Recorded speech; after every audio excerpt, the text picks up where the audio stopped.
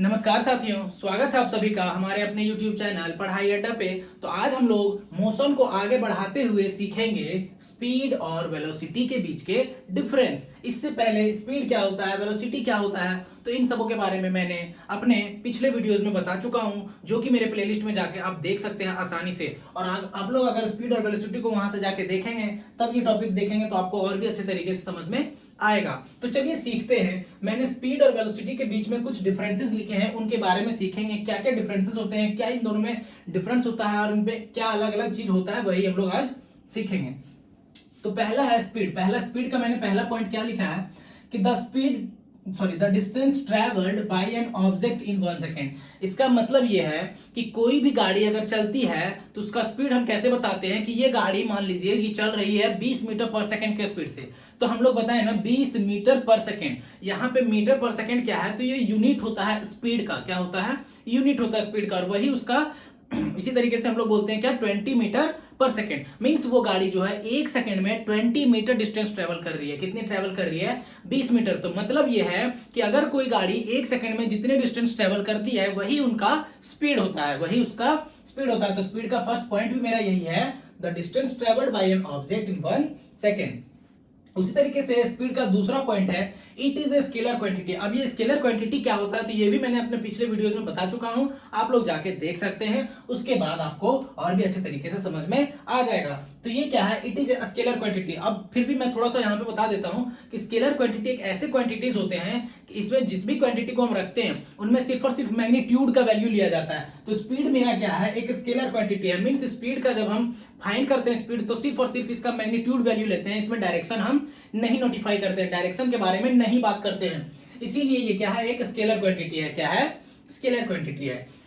Next आते हैं third point, तो the speed is always positive. Means speed जो है वो हमेशा पॉजिटिव होता है, क्योंकि ये डायरेक्शन पे डिपेंड नहीं करता है। तो इसीलिए इसका साइन कभी भी नेगेटिव या जीरो ये सब नहीं होता है, और ये हमेशा पॉजिटिव होता है, हमेशा ये पॉजिटिव होता है। नेक्स्ट पॉइंट है क्या, स्पीड का, कि the average speed in a circular path is not zero. Means मान लीजिए कि हम कोई सर्कुलर पाथ पे चल रहे हों, हम किसी सर्कुलर पाथ पे चल रहे हों, तो उसका स्पीड जो होगा, एवरेज स्पीड, उस सर्कुलर पाथ का जो एवरेज स्पीड क्या होता है, तो total distance travelled by an object divided by the total time taken. तो मान लीजिए कि उस सर्कुलर पाथ में कोई आदमी चल रहा है, तो उसका जो टोटल डिस्टेंस है वो और कितने समय तक वो चला, उसको अगर डिवाइड कर देंगे तो एवरेज स्पीड निकलता है। वही बोल रहा है कि किसी भी सर्कुलर पाथ में स्पीड, एवरेज स्पीड जो होता है वो जीरो नहीं होता। नेक्स्ट है वेलोसिटी। वेलोसिटी के अब सारे पॉइंट्स के बारे में हम लोग देखेंगे एक एक करके। तो पहला है, the distance travelled by an object in 1 second in a specified direction. इसमें एक नया पॉइंट आ गया, क्या नया चीज, स्पेसिफाइड डायरेक्शन। मतलब ये है कि वेलोसिटी क्या होता है, ये भी जस्ट लाइक स्पीड के जैसा ही होता है। मींस कोई ऑब्जेक्ट कितना डिस्टेंस ट्रेवल कर रहा है 1 सेकेंड में, पर इसमें एक चीज और रहता है स्पेशल, क्या कि इसमें डायरेक्शन नोटिफाइड रहता है, डायरेक्शन इसमें मेंशन रहता है। मींस ये वेलोसिटी जो है वो डिपेंड करता है किस पे, डायरेक्शन पे।